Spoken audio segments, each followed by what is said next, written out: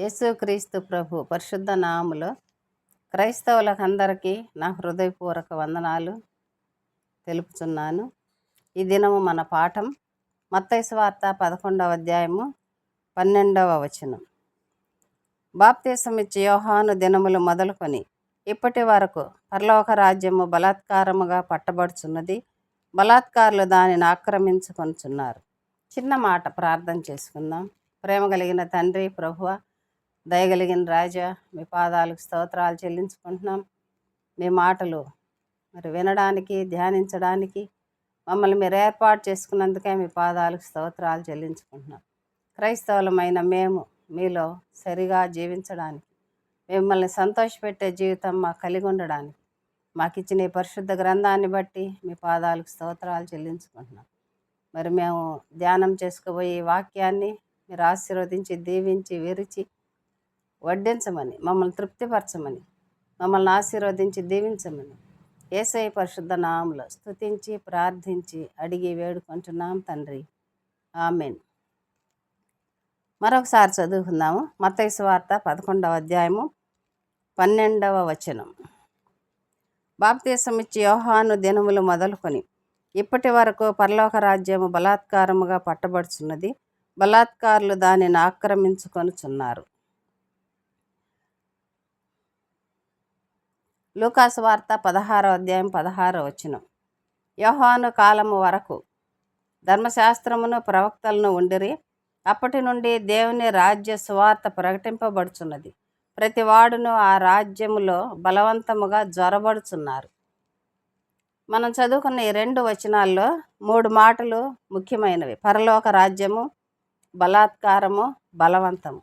ఈ 3 మాటలను మనం ధ్యానించుకుంటే మన క్రైస్తవ జీవితానికి ఆశీర్వాదాలు కలుగుతాయి. మనము క్రైస్తవులం అయ్యుండి దేవుని కొరకు ఎలా పనిచేస్తున్నాం, ఎలా చేయాలో మనకి యొక్క వాక్యం, ఈ ధ్యానం మనకు సహాయం చేస్తుంది. ఈ 2 వచనాల్లో బలాత్కారము, బలవంతము అనే పదాలు కనబడుతున్నాయి. వీటి అర్థం ఏమి? పరలోక రాజ్యం ఏమిటి? బలవంతంగా చొరబాటం ఏమిటి? ఈ 3 మాటలకు అంటే పరలోక రాజ్యము, బలవంతము, బలాత్కారము, ఈ 3 మాటలు ఒకదానికొకటి పొందిక లేదు. పరలోక రాజ్యము నీతిమంతులకు, పరిశుద్ధులకే కదా. మరి బలవంతంగా జొరబడటం ఏమిటి? ఎప్పుడైనా ఆలోచించామా? యెషయా గ్రంథంలో ఏమని వ్రాయబడింది? 34వ అధ్యాయం 16వ వచనములో పరిశుద్ధ గ్రంథమును పరిశీలించి చదువుకొనుడి అని వ్రాయబడింది. పరిశీలించడం అంటే గ్రంథంలో తప్పులున్నాయేమో అని పరిశీలించడం కాదు. ఈ వాక్యం అర్థం ఏమిటి? దానిలో ఉండే మేలులు ఏమిటి? ఆశీర్వాదాలు ఏమిటి? క్రైస్తవులకు ఇచ్చే హెచ్చరికలు ఏమిటి అని ఆలోచించాలి. అసలు ఆలోచించేంత సమయము మనకు లేదు అని అనుకుంటాము. Busy busy busy. విన్న వాక్యాన్నే ఆలోచించే అంత సమయం లేదు. ఇంకా పరిశీలించడము, పరీక్షించడం ఎక్కడ అని క్రైస్తవులందరూ మనసులో అనుకునే మాటలు ఇవే. కానీ మనం అలా అనుకోకూడదు. దేవుని బిడ్డలు, దేవుని కొరకు జీవించే క్రైస్తవులు అలా అనుకోకూడదు. అలా అనుకునేది నామకార్థంగా జీవించే క్రైస్తవులు, అన్ని ఆచారాలు చేసే క్రైస్తవులు అలాగా అనుకుంటారు. నిజమైన క్రైస్తవులు దేవుని వాక్యాన్ని పరిశీలన చేయాలి. ఎందుకంటే ఈ లోకము అశాశ్వతము, పరలోకమే శాశ్వతమని క్రైస్తవులు నమ్ముతున్నారు. కాబట్టి పరలోకమును గురించే మనం ఆలోచించాలి. ఒక చిన్న ఉదాహరణ, ఒక వస్తువు లేకపోతే ఒక చీర కొనాలంటే పనులన్నీ పక్కన పెట్టి కొంత సమయాన్ని కేటాయిస్తాం. పరిశీలన చేసి కొంటాము. వంట చేయడానికి కూడా మనం ఎంతో సమయాన్ని కేటాయిస్తాం. ఇవన్నీ ముఖ్యమైనవే. కానీ దేవుని మాటలు మరీ ముఖ్యమైనవి ఎవరికి? క్రైస్తవులకు. పరలోకానికి వెళ్ళాలంటే, అక్కడ నివసించాలంటే, నరకాగ్నిని తప్పించుకోవాలంటే, పరలోకంలో సంతోషంగా జీవించాలంటే ఈ లోకంలో ఎలా జీవించాలి, ఏవి చేయకూడదు, ఏవి చేయాలి, ఇవన్నీ తెలుసుకోవాలంటే పరిశుద్ధ గ్రంథాన్ని చదవాలి. చదవలేని వాళ్ళు వినాలి, ఆలోచించాలి, పరిశీలించాలి. పరిశీలిస్తేనే మన జీవితంలో తప్పులు ఎన్నో, పొరపాట్లు ఎన్నో, బలహీనతలు, నిర్లక్ష్యతలు ఎన్ని మన క్రైస్తవ జీవితంలో జరుగుతున్నాయో మనకు అర్థమవుతుంది. ఎలా సరి చేసుకోవాలో కూడా వాక్యం పరిశీలిస్తేనే అర్థమవుతుంది. సరి చేసుకుంటేనే పరలోకంలో సంతోషము, లేకపోతే దుఃఖమే. మరి సరే, మనం చదువుకున్న మాటలను పరిశీలన చేయాలంటే ముందుగా మనం బాప్తిస్మిచ్చే యోహాను గురించి తెలుసుకోవాలి. ఈ యోహాను ఎవరు అని మనము పరిశుద్ధ గ్రంథంలో చదివితే, యోహాను సువార్త 1వ అధ్యాయం 6వ వచనంలో దేవుని యొద్ద నుండి పంపబడిన మనుష్యుడని వ్రాయబడి ఉంది. ఎందుకు పరలోకము నుండి భూలోకమునకు పంపబడినాడంటే, కింద 7, 8 వచనాల్లో మనం చదివితే వెలుగును గూర్చి సాక్ష్యం ఇవ్వడానికి సాక్షిగా వచ్చాడని వ్రాయబడి ఉంది. ఎందుకంటే పాపం అనే చీకటిలో, గాఢాంధకారములో ప్రజలు ఉన్నారు. ఈ లోకము పాపాంధకారముతో నిండి ఉంది. కాబట్టి పరిశుద్ధమనే వెలుగుగా యేసు ప్రభు ఈ లోకానికి వచ్చాడు అని తెలిసి, పాపము నుండి చీకటి నుండి వెలుగులోనికి రండి అని ఆ వెలుగును చూపించడానికి యోహాను భక్తుడు పరలోకం నుంచి ప్రత్యేకముగా పంపబడినాడు ఈ లోకానికి. ఈ యోహాను దేవుని పనిలో ఎలాగున్నాడంటే బలముగా ఉన్నాడు. దేవుని గురించి సాక్ష్యం ఇవ్వడానికి శక్తి కలిగిన బలమైన సాధనంగా ఉన్నాడు. మానవులు పశ్చాత్తాపపడి దేవుని రాజ్యంలో ప్రవేశించాలని ఆయన ఆసక్తితో ప్రయత్నాలు చేస్తున్నాడు. పాపంలో ఉన్న ప్రజలను బలవంత పెడుతున్నాడు. రండి, మీరు చీకటిలో ఉన్నారు, పరిశుద్ధమైన వెలుగులోకి రండి అని వారి స్థితిని వారికి తెలుపుతున్నాడు. దేవుని పని కొరకు ఈ యోహాను తన జీవితమునే సమర్పించుకున్నాడు. అంటే తన నోరు, తన ప్రవర్తన, తన మాటలు, తన ఆహార వ్యవహారాలు అన్నీ కూడా దేవుని వెలుగును గురించే ప్రకటిస్తున్నాడు. ఆయన వస్త్రములు, ఈలోక ఆశలు, ఈలోక సంపదలు, సరదాలు, ఈలోక సంబంధమైన ప్రతి విషయాన్ని యోహాను భక్తుడు త్యజించాడు. ఆయన ఎక్కడి నుండి వచ్చాడో, ఎందుకు వచ్చాడో దాని కొరకే జీవిస్తున్నాడు, దానినే ప్రకటిస్తున్నాడు. అలాగని మనకు యెషయా గ్రంథం 40వ అధ్యాయంలో కూడా ప్రవచనం ఆయన గురించి వ్రాయబడి ఉంది. ఈ అధ్యాయం అంతా మానవుని పరిస్థితిని, దేవుని యొక్క కార్యాలని తెలుపుతుంది. మరి మనం ఎలాగున్నాం? యోహాను పరలోకం నుంచి భూలోకానికి పంపబడినాడు. మనము కూడా లోకంలో నుంచి పరిశుద్ధమైన జీవితంలోనికి దేవుని ద్వారా పంపబడినాం. ఆయన శిలువ కార్యం ద్వారా పంపబడినాం. ఆయన రక్షణలోనికి వచ్చి ఎలాగుండాలి? యోహాను భక్తుడు పరలోకం నుంచి భూలోకానికి వచ్చి ఏం చేశాడు? తన ఇష్ట ప్రకారం జీవించాడా? లేదు. దేవుని కొరకే ఎందుకు పంపబడినాడో అందుకొరకే జీవించాడు. మనము ఎందుకు రక్షించబడినామంటే మనం పరలోకానికి వెళ్ళాలని, నరకాగ్ని తప్పించుకోవాలని మనం రక్షించబడిన వాళ్ళు ఊరకే ఉండకూడదు. అది దేవుని ఆజ్ఞ. పని చేయాలి. యోహాను భక్తుడు చేసినట్లుగా పని చేయాలి. యోహాను భక్తుడు గురి కలిగి పనిచేస్తున్నాడు. ఆయన గురి ఏమిటి? పరలోకంలోనికి ప్రజలను నడిపించడమే. మన గురి ఏమిటి? మనము దేవుని కొరకు జీవించి, మన జీవితం ద్వారా, మన యొక్క మాటల ద్వారా, మనం చెప్పే సువార్త ద్వారా అనేకులను పరలోకానికి నడిపించడమే మన యొక్క గురి. మరి ఎలాగున్నాం? క్రైస్తవులమైన మనము ఎలాగున్నాం? మన ప్రవర్తన, మన ఆహార వ్యవహారములు, మన జీవితం ఎలా ఉంది? మనకు రుచికరమైన ఆహారం అవసరమే. ఆహారము కొరకు కష్టపడాలి, వండాలి, పిల్లలకి భర్తకి పెట్టాలి. మరి అదే సమయంలో దేవుని కొరకు మనం సమయాన్ని కేటాయించాలి. దేవుని కొరకు ప్రత్యేకంగా సమయాన్ని ఎత్తిపెట్టుకోవాలి. యేసు ప్రభువు నమ్మిన మనము తిన్నా తినకపోయినా యోహాను వలె పనిచేయాలి. మన అసలు పదం బలవంతముగా జొరబడుచున్నారు అనే మాట. మత్తయి సువార్త 3వ అధ్యాయం 1-12 వచనాలు చదివితే యోహాను వేసే కేకలు మనకు కనబడుతున్నాయి. ఆ కేకలు విని, ఆ శబ్దం విని అనేక మంది ఆ ప్రదేశానికి వచ్చారు.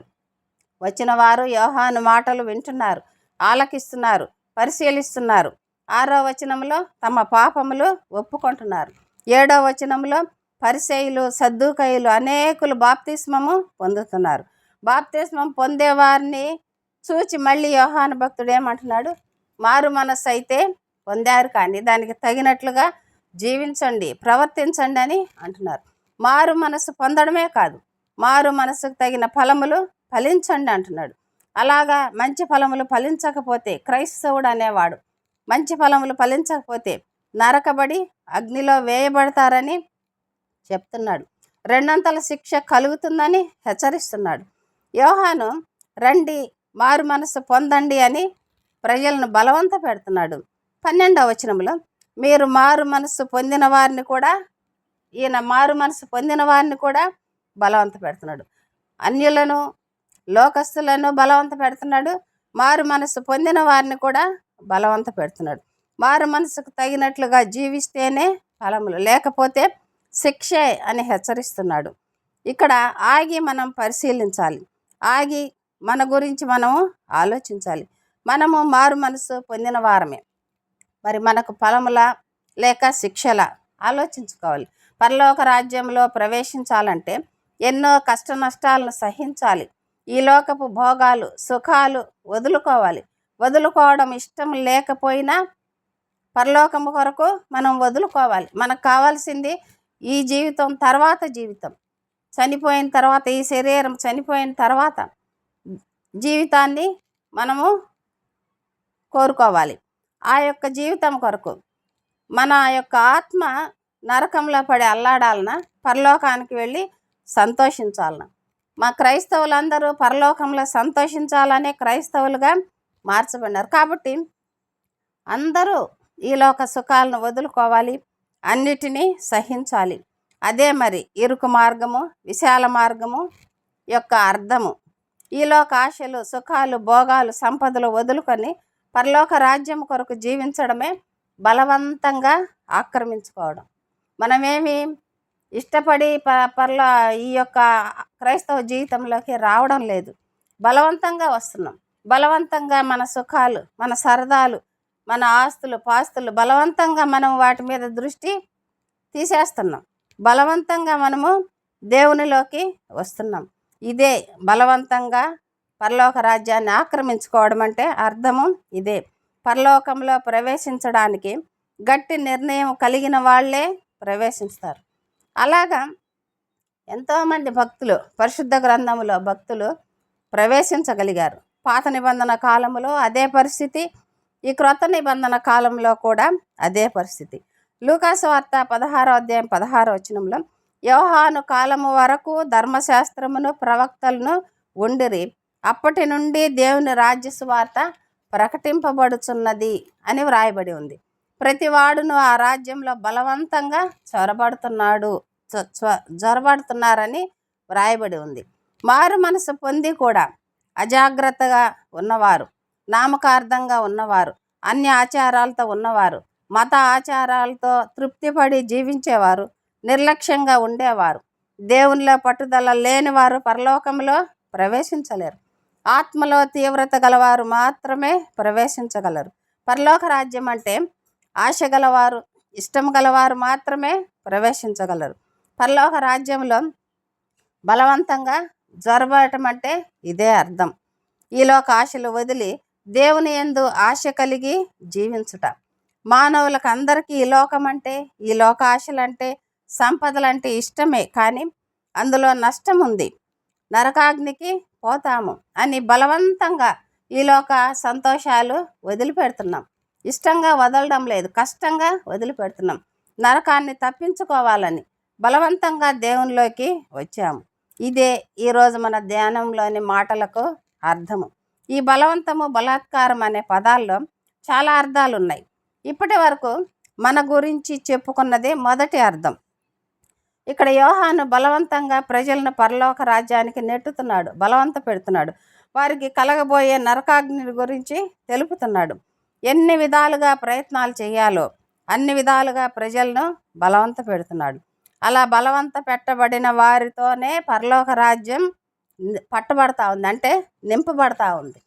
బలవంతంగా నెట్టబడిన వారితో పరలోక రాజ్యం నింపబడతా ఉంది. ఇక్కడ యోహాను పరలోక రాజ్యానికి ఒక యాంకర్ లాగా ఉన్నాడు. అంటే ఉదాహరణకి ఒక స్థలాన్ని ఇళ్ల కొరకు ప్లాట్లు వేసి ఆ స్థలాన్ని గురించి మరి ప్రచారం చేస్తుంటారు ఎవరు, ప్రకటనలు ఇస్తుంటారు ఎవరు, ఆ ప్లాట్ సొంతదారులేమి, మధ్యవర్తులేమి, అమ్మేవాళ్ళేమి, వాళ్ళందరూ ఏమంటారు, రండి ఈ ప్లాట్లు కొనండి, ఈ స్థలాలు హైవేకి దగ్గరగా ఉంది, స్టేషన్కి దగ్గరగా ఉంది, బస్టాండ్కి దగ్గర హాస్పిటల్స్ ఉన్నాయి, మంచి నీరు, మంచి నేల, చెట్లు బాగా వస్తాయి. ఇలాగా ఆ స్థలాన్ని గురించి ప్రకటనలు చేసి బలవంతంగా కొనిపించుతారు. ఇదే అర్థము యోహాను పరలోకం గురించి చేసే బలవంతం. యోహాను పరలోకం నుండి దేవుని యొద్ద నుండి పంపబడినవాడు. అందుకే పరలోకం గురించి వివరిస్తున్నాడు, యాంకరింగ్ చేస్తున్నాడు. పరలోకంలో వెలుగు ఉంటుంది, నిత్య సంతోషం ఉంటుంది, విందులు ఉంటాయి, సంతోషముగా యుగయుగములు జీవించవచ్చు. ఆ జీవితానికి అంతము లేదు, నిత్య సంతోషమే. అదే నరకమైతే ఏడుపు ఉంటుంది, చీకటి ఉంటుంది, నిత్యము బాధించబడతాం, యుగయుగములు బాధ ఉంటుంది. పాపములో ఉన్న ప్రజలారా, మీ పాపమును బట్టి నరకాగ్నికి పోతారు. రండి, వెలుగులోనికి రండి, రక్షణ పొందండి, మారు మనసు పొందండి, మారు మనసుకు తగినట్లుగా జీవించండి, ప్రవర్తించండి, బహుమానాలు కిరీటాలు పొందండి, సంతోషించండి అని అందరినీ బలవంత పెడుతున్నారు. మరి మనము యోహానులాగా అనేకులను బలవంత పెట్టాలి, పరలోకమును గురించి చెప్పాలి, నరకమును గురించి వివరించాలి, బలవంతంగా అనేకులను రక్షణలోనికి నెట్టాలి. యేసు ప్రభువును మరి నమ్మునట్లుగా మనం బలవంత పెట్టాలి. ఇంటి వారినేమి, ఇరుగు పొరుగు వారినేమి, బంధువులను, స్నేహితులను, అపరిచితులను మాటలు కల్పించుకొని వారికి యేసు ప్రభువుని గురించి చెప్పి బలవంతం చేయాలి. 1-2 సార్లు వాళ్ళు వినరు, 3-4 వింటారు. మరి 3-4 సార్లు వింటారు కానీ మనసు పెట్టరు. మరి 4-5-6 సార్లు అప్పుడు దేవుని మనం చెప్పే మాటలను గురించి ఆలోచిస్తారు. మన మాటలు ఎంతగా వాళ్ళకి ఇష్టపడాలంటే అంతగా మంచిగా వాళ్ళని మనము మరి పొగడాలి, వాళ్ళని మంచి చేసుకోవాలి. దేవుని మాటలు వారికి చెప్పి వారిని బలవంతం చేయాలి. యోహానులాగా ఎవరెవరిని బలవంతంగా పరలోక రాజ్యానికి నెట్టుతున్నారో, పుష్ చేస్తున్నారో బైబిల్లోనే మనం 1-2 చూద్దాం. అలాగే మనం ఎంతమందిని పరలోకానికి నెట్టుతున్నామో ఆలోచించుకుందాం. దేవుడు ఏమంటున్నాడు? నా సన్నిధిని వట్టి చేతులతో కనబడకూడదు అంటున్నాడు. అంటే ఈ లోకంలో సంఘాల్లో మనం చందాలు ఇవ్వడమే కాదు, రేపు ఆయన రాకడలో మనం వట్టి చేతులతో కనబడకూడదు. అంటే మన ఆస్తులు, మన పాస్తులన్నీ తీసుకొని వెళ్ళాలని కాదు.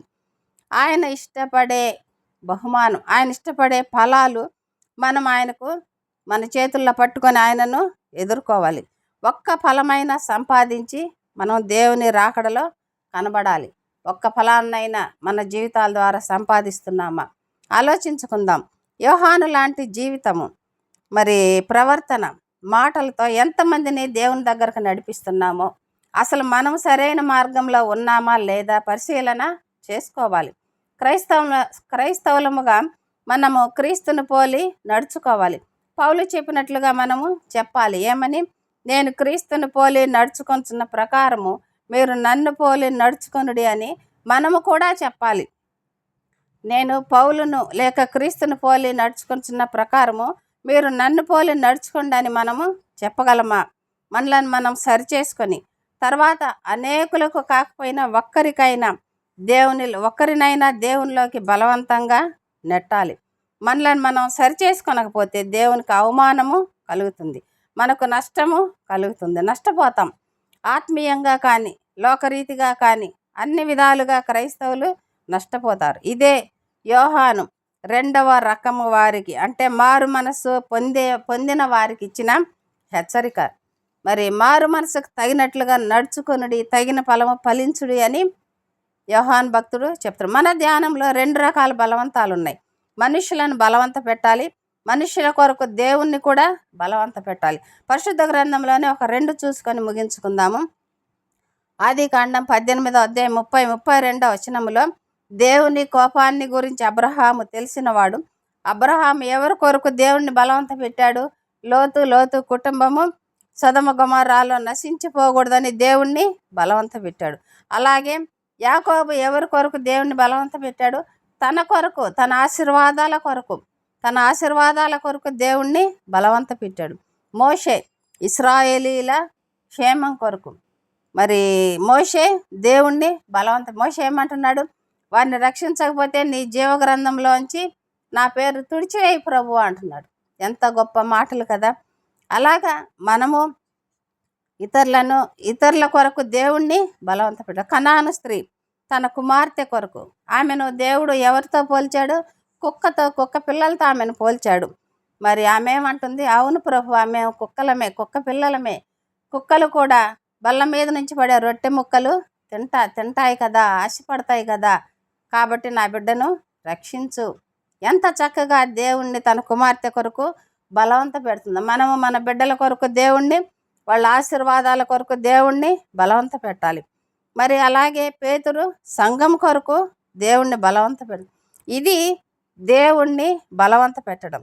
వీరికి రక్షణ కొరకు దేవుణ్ణి బలవంత పెట్టాలి. ఎలాగ బలవంత పెట్టాలి? మత్తయి సువార్త 15:27 తనను తాను తగ్గించుకొని, ఆ యొక్క కనాను స్త్రీ తన కుమార్తె కొరకు తనను తాను తగ్గించుకొని, కుక్కల వరకు తగ్గించుకున్నట్లుగా మనము దేవుని సన్నిధిలో తగ్గించుకొని దేవుణ్ణి బలవంత పెట్టాలి. లూకాసు వార్తలో స్నేహితుడు ఉన్నాడు కదా, స్నేహితుని కొరకు ఇంకొక స్నేహితుని దగ్గరకు పోయి సిగ్గుమాలి అడుగుతాడు. నా స్నేహితుడు ఇంటికి వచ్చాడు, నా స్నేహితునికి రొట్టె ముక్క నా దగ్గర లేదు, నీ దగ్గర ఉంది ఇవ్వు అని పదే పదే అడుగుతున్నాడు. అప్పుడు ఆ యొక్క పడుకున్న స్నేహితుడు లేచి రొట్టె ముక్క ఇచ్చినట్లుగా మనం దేవుని బలవంత పెట్టాలి. అలాగే మరి ఇంకా చాలా చాలా ఉదాహరణలు కదా, అవి హిస్టరీ జరిగిన సంగతులు దేవుడు మన కొరకు వ్రాయించాడు. మనుషులను దేవుని కొరకు బలవంత పెట్టాలి, మనుషుల కొరకు బలవంత పెట్టాలి. ఇలాగ మనము అటు మనుషులను ఇటు దేవుని బలవంత పెట్టి ఫలాలు సంపాదించి రేపు రెండవ రాకల్లో సంతోషంతో ఆయనను ఎదుర్కొందాం. ఆయన ఇచ్చిన గొప్ప రక్షణకై ఆయనకు ఫలాలను అందించి విందులో పాల్పొందుదాం. ఇలాగున్న దేవుడు మనల్ని ఆశీర్వదించి దీవించునుగాక.